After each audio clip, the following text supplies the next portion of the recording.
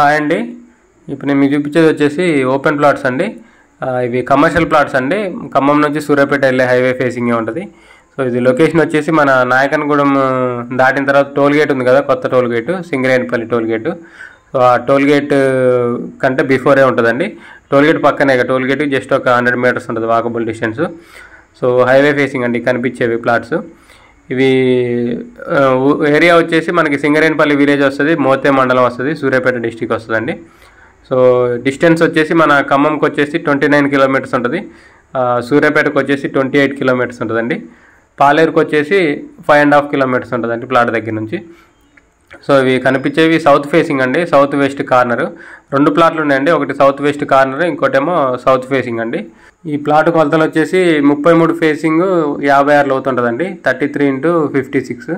So total వచ్చేసి 205 గజాలండి, 205 square yards.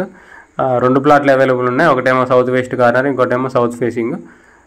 ఇవి rate వచ్చేసి 9,000 చెప్తున్నారండి గజం, 9,000 పర్ స్క్వేర్ యార్డ్.